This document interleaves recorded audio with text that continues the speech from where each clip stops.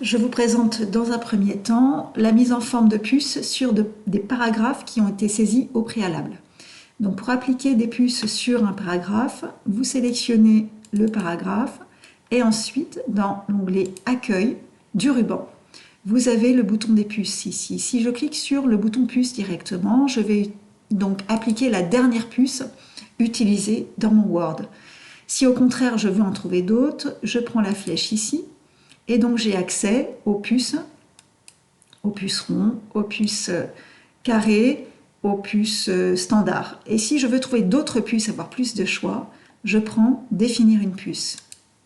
De cette façon-là, après j'ai le choix d'utiliser des puces de type symbole ou de type image. Donc dans les symboles, nous allons avoir du choix.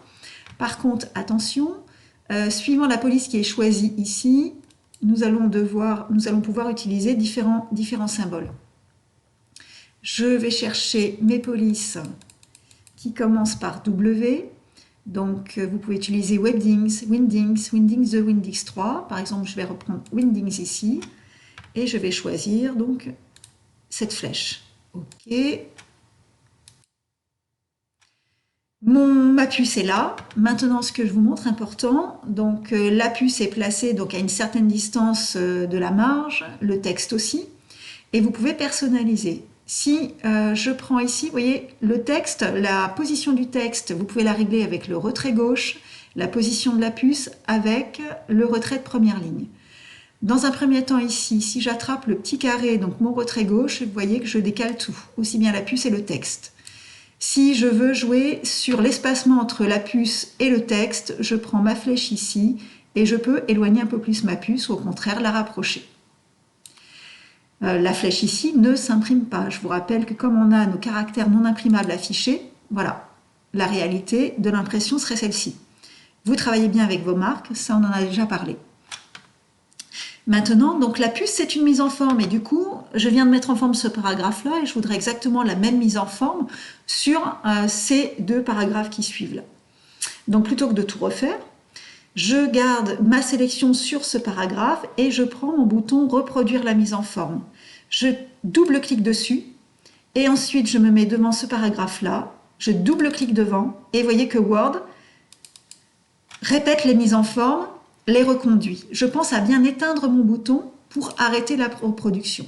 C'est comme si vous aviez un pinceau en main et vous peignez les paragraphes de la même façon.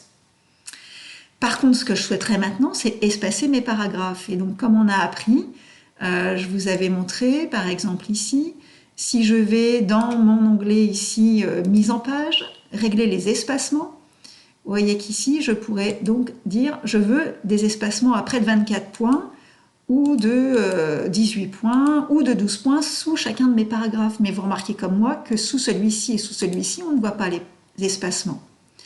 Pour que Word les fasse, il y a donc une petite case, une option qui nous gêne. Je vous montre où c'est. Vous sélectionnez vos paragraphes et par clic droit, dans la boîte paragraphe ici, vous voyez que Word ne veut pas ajouter d'espace entre paragraphes de même style. Donc on décoche cette case pour pouvoir faire nos espaces. Voilà. Donc pour vos puces, vous pouvez travailler avec le bouton des puces évidemment, comme on vient de le voir. Vous pourrez, je vous laisse essayer les puces de type image si vous le souhaitez. Par contre, ce que je vais vous montrer aussi, c'est plutôt comment définir des puces avant de saisir le texte, par exemple. Donc on va le faire ici. Dans Accueil, je définis ma puce avant de saisir mon texte. Donc par exemple, ici, je vais définir puce, dans Symbole, je vais chercher, pourquoi pas, ce coup-ci, cette flèche-là, OK, voilà, OK. Et vous commencez donc à saisir votre texte. Quand vous faites Entrée, on change de paragraphe et du coup, la puce se reconduit à chaque fois. Attention, si vous voulez donc faire un paragraphe de 2 lignes et qu'il n'y ait pas de puce sur la deuxième ligne, ne faites pas Entrée, vous faites Shift Entrée ou Maj Entrée, c'est la même touche, pour avoir un saut de ligne et donc du coup votre deuxième ligne et voir votre troisième ligne. Sur ces lignes-là, la puce n'est pas reconduite. Si je fais Entrer à nouveau, ma puce est reconduite. Maintenant, si cette puce, je n'en veux plus sur ce paragraphe-là, j'appuie sur ma touche Entrée et elle disparaît. Ce que vous pouvez faire aussi pour enlever une puce, vous vous repositionnez sur le paragraphe et vous éteignez le bouton tout simplement. Maintenant, ce que je vais vous montrer, si vous avez besoin de numéroter des paragraphes, vous avez également un autre bouton. Donc là, par exemple, ici, je vais aller dans mon bouton numérotation, je l'active. C'est pareil ici, je peux trouver d'autres styles de numérotation, mais une numérotation standard, donc avec nos chiffres 1, 2, 3, c'est pareil. Donc je tape texte, si je fais entrer, donc ma numérotation se fait automatiquement, texte. Et imaginez que vous vouliez changer de niveau pour faire des sous-niveaux, j'appuie sur ma touche tabulation du clavier. Donc j'ai une numérotation de deuxième niveau avec des lettres entrée A, B.